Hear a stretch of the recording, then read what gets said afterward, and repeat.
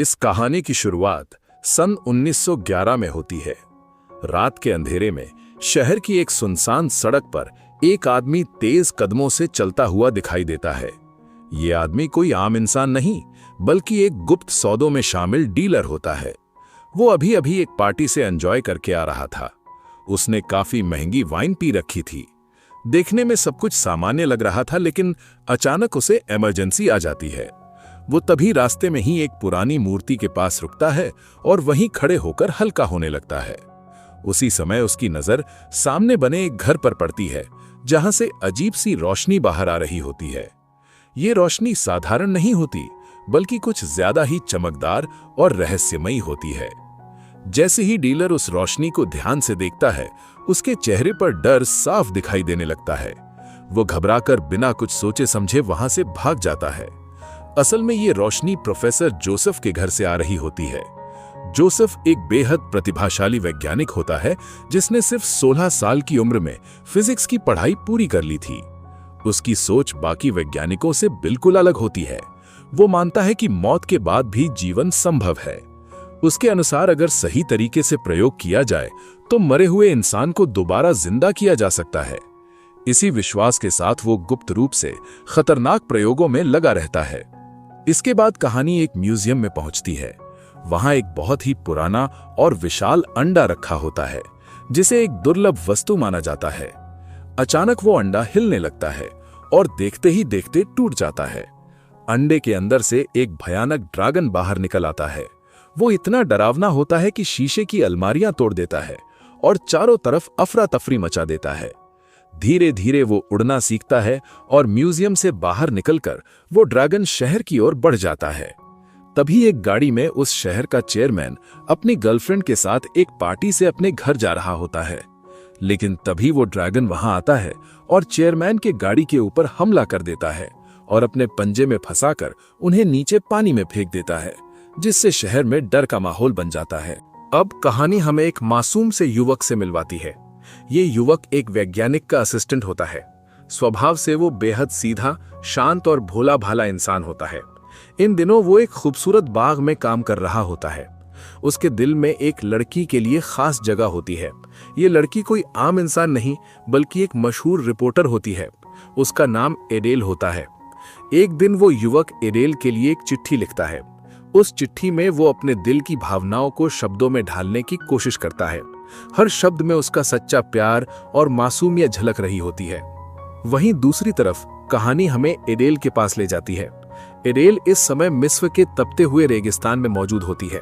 वो यहाँ एक मशहूर डॉक्टर की कब्र की तलाश में आई होती है।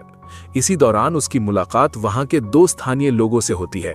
ये दोनों लोग असल में चोर होते हैं और उस पूरे इलाके का नक्शा बहुत अच्छे से जानते होते हैं। उन्हें पता होता है कि उस डॉक्टर का ताबूत ठीक कहाँ रखा गया है। तीनों मिलकर उस रहस्यमयी कब्र तक पहुंचते हैं, लेकिन कब्र का दरवाजा एक मजबूत दीवार से बंद होता है। एडेल अपनी समझदारी और सूझबूझ से उस दीवार में छिपे दरवाजे को खोलने में कामयाब हो जाती है। जैसे ही वे लोग अंदर दाखिल होते हैं, चारों तरफ बिखरा हुआ ढेर सारा सोना देखकर दोनों चोरों की आंखों में लालच भर जाता है। वे बिना कुछ सोचे समझे सोना समेटने लगते हैं, लेकिन एडेल का ध्यान सोने पर नहीं होता। उसकी नजर सिर्फ उस ताबूत पर टिकी होती है जिसकी तलाश में वो यहां तक आई होती है। तभी अचानक कुछ बेहद अजीब और डरावना घटित होता है। लालच में डूबे दोनों चोर रहस्यमय तरीके से अपनी जान गंवा देते हैं। ऐसा लगता है जैसे वे किसी भयानक श्राप का शिकार हो गए हों। इसके बाद एडेल अपने साथियों से ताबूत खोलने के लिए कहती है। जैसे ही ताबूत का ढक्कन उठता है, अंदर एक मम्मी दिखाई देती है। मम्मी को देखते ही एडेल को पूरा यकीन हो जाता है कि यही वो डॉक्टर की मम्मी है जिसकी तलाश में वो इतनी दूर आई थी। ये सब हो ही रहा होता है कि अचानक वहां एक पुलिस अधिकारी अपने 4 सिपाहियों के साथ पहुंच जाता है। वो एडेल से सख्त लहजे में पूछता है कि वो यहाँ क्या कर रही है। एडेल बिना डरे पूरे आत्मविश्वास के साथ जवाब देती है कि वो यहाँ एक महान डॉक्टर की मम्मी लेने आई है और उसे इस मम्मी की बेहद सख्त जरूरत है। अधिकारी तंज कसते हुए एडेल से पूछता है कि वो इस मम्मी का आखिर करेगी क्या। एडेल शांत लेकिन दृढ़ आवाज में जवाब देती है कि वो इस मम्मी की मदद से इंसानियत का इलाज कराना चाहती है। फिर वो साफ साफ बताती है कि वो इस मम्मी से अपनी बीमार बहन का इलाज करवाएगी, जिससे उसकी बहन पूरी तरह ठीक हो जाएगी। लेकिन अधिकारी ये सब सुनकर हैरान रह जाता है। उसे समझ नहीं आता कि एक मरा हुआ डॉक्टर या उसकी मम्मी आखिर किसी का इलाज कैसे कर सकती है। तभी एडेल उसे साफ शब्दों में कहती है कि उसे अच्छी तरह पता है कि ये डॉक्टर मर चुका है, लेकिन एक वैज्ञानिक है जो इसे फिर से जिंदा कर सकता है, और उस वैज्ञानिक का नाम है प्रोफेसर जोसेफ। ये सुनते ही अधिकारी चौंक जाता है। उसे यकीन नहीं होता कि एडेल जो कह रही है वो सच हो सकता है। इसीलिए वो अपने सिपाहियों को आदेश देता है कि एडेल को तुरंत गिरफ्तार कर लिया जाए, क्योंकि वो कानून के खिलाफ जाकर ये सब कर रही है। लेकिन एडेल इतनी भोली नहीं होती जितनी वो दिखती है। वो अपनी चालाकी से पुलिस को चकमा देती है। एक गुप्त रास्ते से वो मम्मी के ताबूत को लेकर पानी के रास्ते निकल जाती है और आखिरकार खुले समुद्र तक पहुंचकर सुरक्षित बच निकलती है। अब कहानी हमें वापस शहर की ओर ले जाती है। यहाँ पुलिस उस डीलर को गिरफ्तार कर चुकी होती है, जैसे हमने कहानी की शुरुआत में देखा था। पुलिस उससे पूछताछ कर रही होती है। डीलर घबराई हुई हालत में बताता है कि उसने एक ड्रैगन देखा था। पहले एक अजीब सी रोशनी दिखाई दी और जब वो वहां से भागा तो आगे उसे एक भयानक जीव नजर आया। लेकिन पुलिस उसकी बातों पर भरोसा नहीं करती। पुलिस का मानना होता है कि वो कल रात नशे में था, इसीलिए ऐसी बहकी बहकी बातें कर रहा है। इसके बाद पुलिस ये फैसला लेती है कि इस पूरी बात को जनता से छुपाया जाएगा, क्योंकि अगर लोगों को ये पता चल गया कि शहर में एक ड्रैगन घूम रहा है तो पूरे शहर में दहशत फैल जाएगी। लेकिन अगले ही दिन कहानी एक नया मोड़ ले लेती है। हम देखते हैं कि ये खबर अखबार में छप चुकी होती है कि शहर के आसपास आसमान में एक ड्रैगन को उड़ते हुए देखा गया है। अब ये खबर सीधे राष्ट्रपति तक पहुंच जाती है। राष्ट्रपति तुरंत जांच के आदेश देते हैं और इस पूरे मामले की जिम्मेदारी एक वरिष्ठ अधिकारी को सौंप दी जाती है। उस अधिकारी को सिर्फ 24 घंटे का समय दिया जाता है। इसके बाद कहानी फिर उसी म्यूजियम में लौटती है, जहां वो वैज्ञानिक और उसका वही युवा सहयोगी एक रहस्यमयी अंडे की जांच कर रहे होते हैं। वैज्ञानिक हैरानी से कहता है कि उसे यकीन नहीं हो रहा कि ये अंडा पूरे 135 मिलियन साल बाद फूटा है, और अगर ऐसा हुआ है तो इसके अंदर से कोई प्राचीन पक्षी जैसा या कोई बेहद रहस्यमयी जीव ही निकला होगा। तभी वहां पुलिस पहुंच जाती है। वो वैज्ञानिक से सवाल जवाब करती है, लेकिन बिना किसी ठोस नतीजे के वापस लौट जाती है। कहानी अब सीधे प्रोफेसर जोसेफ के घर पर पहुंचती है। यहीं एक चौंकाने वाला सच सामने आता है। वो ड्रैगन जो म्यूजियम से निकलकर पूरे शहर में तबाही मचा रहा था, असल में उसी ड्रैगन को प्रोफेसर जोसेफ ने जिंदा किया था। उस रात अपने खतरनाक प्रयोगों के जरिए प्रोफेसर ने उस प्राचीन अंडे में जान फूंकी थी, और उसी अंडे से ये ड्रैगन बाहर आया था।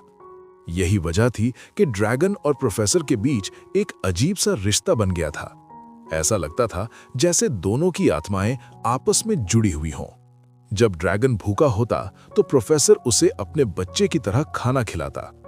लेकिन तभी प्रोफेसर को आभास हो जाता है कि पुलिस उसके घर के पास पहुंच चुकी है। वो तुरंत ड्रैगन को एक पर्दे के पीछे छुपा देता है।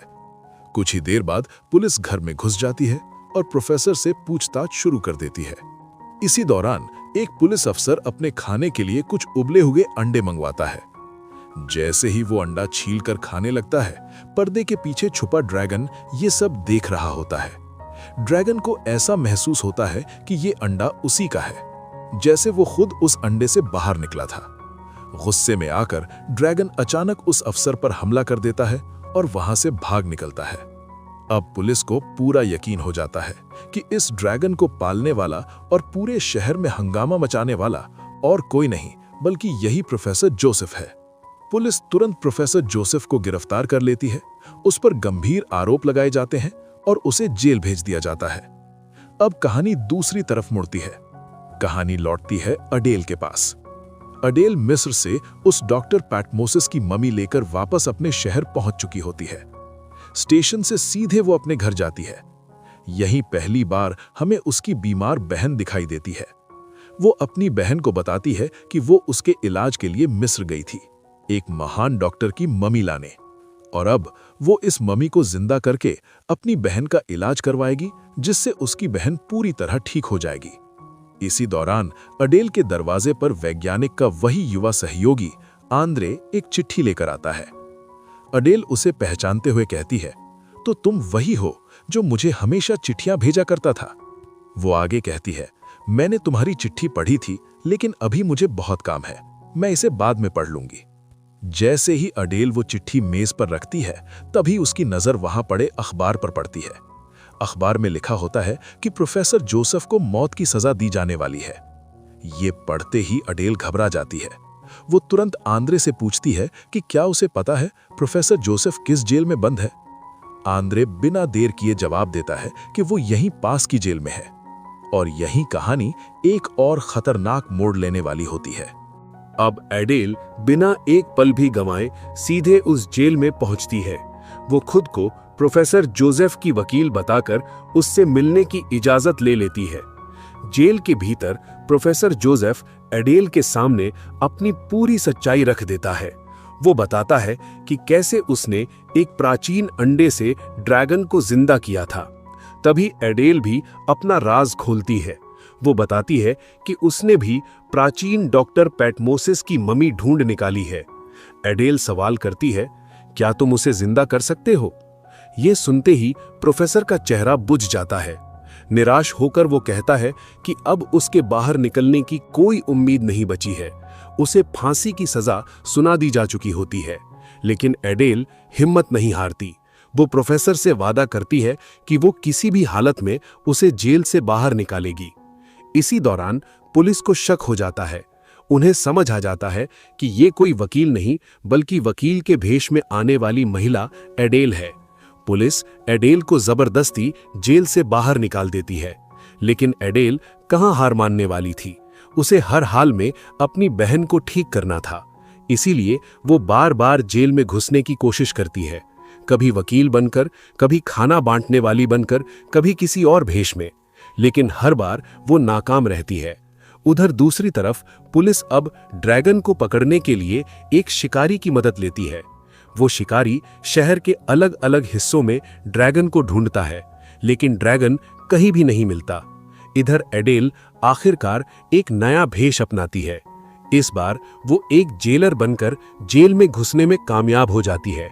वो सीधे प्रोफेसर जोसेफ से मिलने पहुंचती है, लेकिन वहां पहुंचकर उसे एक बड़ा झटका लगता है। उस सेल में प्रोफेसर जोसेफ की जगह एक दूसरा कैदी मौजूद होता है।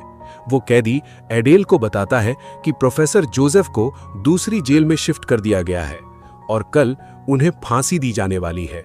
अब एडेल पूरी तरह टूट चुकी होती है। उसे समझ नहीं आता कि अब वो क्या करे। तभी वो सीधे राष्ट्रपति के पास पहुंचती है। राष्ट्रपति एडेल को पहले से जानते होते हैं। दरअसल राष्ट्रपति बनने के बाद उनका पहला इंटरव्यू एडेल ने ही लिया था। एडेल भावुक होकर राष्ट्रपति को बताती है कि प्रोफेसर जोसेफ पूरी तरह निर्दोष हैं और उन्हें बेवजह मौत की सजा दी जा रही है। वो उनसे विनती करती है कि किसी भी तरह इस सजा को रोका जाए। लेकिन राष्ट्रपति गंभीर लहजे में जवाब देते हैं कि शहर में कई लोगों की जान जा चुकी है और इस पूरे मामले की जांच उन्होंने खुद शुरू करवाई थी। अब बहुत देर हो चुकी है, इसलिए वो एडेल की मदद नहीं कर सकते। इसी बीच अचानक वहां वही ड्रैगन आ जाता है। ड्रैगन सीधे राष्ट्रपति पर हमला करने बढ़ता है। ये देखते ही एडेल बिना सोचे समझे राष्ट्रपति को जोर से धक्का देकर नीचे गिरा देती है। इससे राष्ट्रपति की जान तो बच जाती है, लेकिन हालात बिल्कुल उल्टे हो जाते हैं। राष्ट्रपति की सुरक्षा टीम और वहां मौजूद लोग ये समझ बैठते हैं कि एडेल ने जानबूझकर राष्ट्रपति पर हमला किया है और उसी वक्त एडेल को गिरफ्तार कर लिया जाता है। वहीं दूसरी ओर कहानी एक और जगह पहुंचती है। अब हम देखते हैं आंद्रे को। आंद्रे ड्रैगन को छुपकर खाना खिला रहा होता है। वो अपने सीनियर वैज्ञानिक को बताता है कि कैसे उसने ड्रैगन को यहां बहला फुसला कर रखा है ताकि वो शहर के लोगों को कोई नुकसान न पहुंचा सके। ये सुनकर वो वैज्ञानिक बेहद खुश होता है और आंद्रे से कहता है कि उसने बहुत अच्छा काम किया है। उधर दूसरी तरफ एडेल किसी तरह जेल में यह साबित कर देती है कि उसने जानबूझकर राष्ट्रपति को धक्का नहीं दिया था, बल्कि वो उन्हें ड्रैगन से बचाने की कोशिश कर रही थी। इसके बाद एडेल को रिहा तो कर दिया जाता है, लेकिन वो मजबूर होकर घर लौट आती है। घर पहुंचकर वो अपनी बीमार बहन से माफी मांगती है। वो कहती है कि सब कुछ खत्म हो गया है। जो योजना उसने बनाई थी उसके मुताबिक कुछ भी नहीं हो पाया। इसके बाद एडेल बाथरूम में जाती है। नहाते हुए वो एक बार फिर ऑन्द्रे की दी हुई आखिरी चिट्ठी पढ़ती है और तभी उस चिट्ठी में लिखी बात पढ़कर एडेल चौंक जाती है, क्योंकि उस चिट्ठी से उसे पता चलता है कि ऑन्द्रे जानता है कि ड्रैगन इस समय कहां छुपा हुआ है।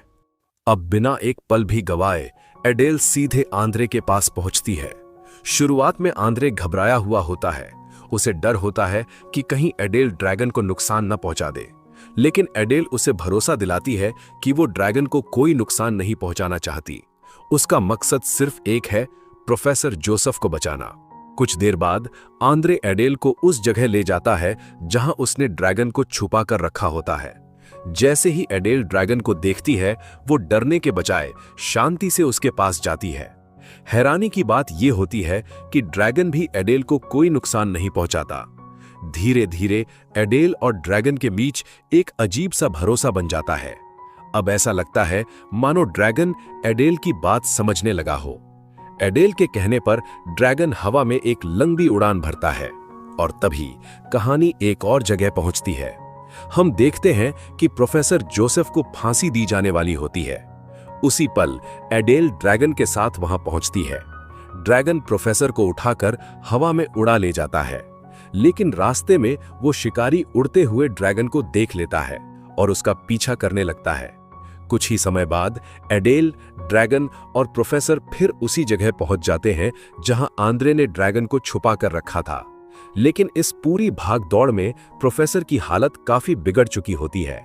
एडेल समझ जाती है कि अब देर नहीं की जा सकती। वो प्रोफेसर को जल्दी से अपने घर ले जाना चाहती है ताकि वो उस प्राचीन डॉक्टर की मम्मी को जिंदा कर सके। तभी वहां आंद्रे का सीनियर वैज्ञानिक भी पहुंच जाता है। प्रोफेसर जोसेफ और वो वैज्ञानिक एक दूसरे को पहले से जानते होते हैं। दोनों एक दूसरे को देखकर खुश हो जाते हैं, लेकिन ये खुशी ज्यादा देर तक नहीं टिकती, क्योंकि तभी वो शिकारी पीछा करते हुए वहां पहुंच जाता है। बिना सोचे समझे वो ड्रैगन पर गोली चला देता है। गोली लगते ही ड्रैगन दर्द से जोर से चीखता है और उसी पल प्रोफेसर जोसेफ भी जोर से चीख उठते हैं, क्योंकि जो गोली ड्रैगन को लगी होती है वही असर प्रोफेसर पर भी पड़ता है। अब यह साफ हो जाता है कि ड्रैगन और प्रोफेसर की जिंदगी आपस में जुड़ी हुई है। ड्रैगन को लगी चोट सीधे प्रोफेसर को लगती है। एडेल हालात की गंभीरता समझ जाती है। वो बिना समय गवाए प्रोफेसर को अपने घर ले जाती है। घर पहुंचते ही प्रोफेसर एडेल को अपने आखिरी निर्देश देते हैं। वो कहते हैं कि सारी प्राचीन चीजों को उनके चारों ओर एक गोलाकार रूप में रख दिया जाए। एडेल उनकी बात मानती है। वो घर में मौजूद सारी प्राचीन चीजें प्रोफेसर के चारों ओर सजा देती है। कुछ ही देर में प्रोफेसर अपना आखिरी प्रयोग शुरू करते हैं। धीरे धीरे माहौल बदलने लगता है। चारों ओर रहस्यमयी ऊर्जा फैल जाती है, लेकिन इस प्रक्रिया के दौरान प्रोफेसर की ताकत धीरे धीरे जवाब देने लगती है और अंततः प्रोफेसर जोसेफ की मौत हो जाती है। उसी पल दूसरी ओर ड्रैगन भी अपना दम तोड़ देता है। दोनों की जिंदगी एक साथ शुरू हुई थी और एक साथ ही खत्म हो जाती है। ये सब देखकर एडेल पूरी तरह टूट जाती है। उसे लगता है कि अब शायद उसकी बहन कभी ठीक नहीं हो सकेगी, लेकिन तभी एक चमत्कार होता है। हम देखते हैं कि वो मम्मी अब जिंदा हो चुकी होती है, यानी प्रोफेसर जोसेफ की आखिरी कोशिश बेकार नहीं गई थी। मरते मरते भी वो अपना काम पूरा कर चुका था। वो उस मम्मी को जिंदा कर चुका था। उस मम्मी का नाम था पैटमोसिस। जिंदा होते ही पैटमोसिस सीधे एडेल की बहन के पास जाता है। उसे ध्यान से देखने के बाद वो पूछता है, इसे क्या हुआ था? तभी एडेल उसे पूरी कहानी बताती है। वो बताती है कि 5 साल पहले दोनों बहनें टेनिस खेल रही थीं। तभी अचानक एक गेंद आकर उसकी बहन के सिर पर लगी। वो नीचे गिर पड़ी और उसी दौरान एक हेयरपिन उसके सिर में घुस गया और उसी दिन से उसकी हालत ऐसी हो गई मानो वो जिंदा होते हुए भी मरी हुई हो।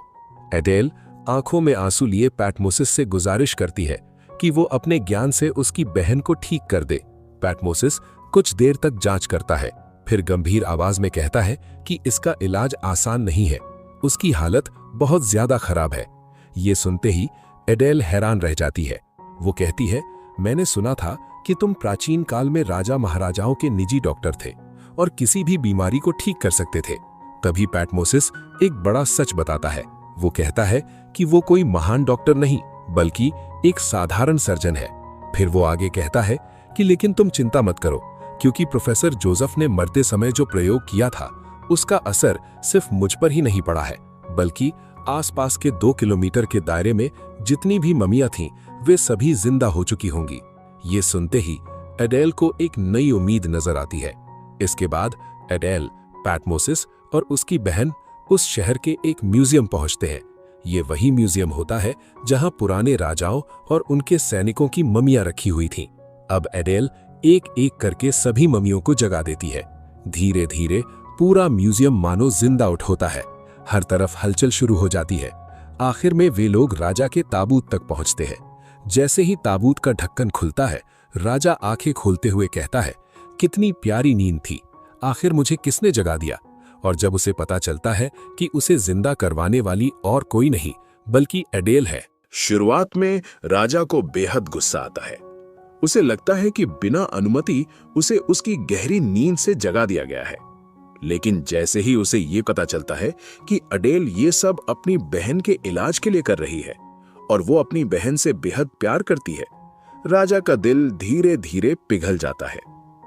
एडेल की बातें सुनकर राजा भावुक हो उठता है। वो तुरंत अपने शाही डॉक्टर को आदेश देता है कि एडेल की बहन का इलाज शुरू किया जाए। डॉक्टर अपने प्राचीन और रहस्यमय तरीकों से इलाज शुरू करता है। कुछ समय बाद एक चमत्कार होता है। एडेल की बहन धीरे धीरे पूरी तरह ठीक हो जाती है। वो फिर से सामान्य जीवन में लौट आती है। ये सब देखकर एडेल की आंखों में खुशी के आंसू आ जाते हैं। वो अपनी बहन को जोर से गले लगा लेती है। इसके बाद राजा और बाकी जिंदा हुई ममियां शहर में घूमने निकल जाती हैं। नई दुनिया को देखकर वे सब हैरान भी होते हैं और खुश भी। उन्हें हर चीज अनोखी और अद्भुत लगती है। अब कहानी धीरे धीरे अपने अंत की ओर बढ़ती है।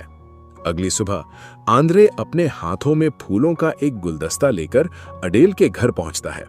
वहां उसकी मुलाकात एडेल की बहन से होती है। आंद्रे उससे पूछता है कि एडेल कहाँ है और कहता है कि वो उसी से मिलना चाहता है। लेकिन उसकी बहन जवाब देती है कि एडेल कुछ दिनों के लिए शहर से बाहर गई है।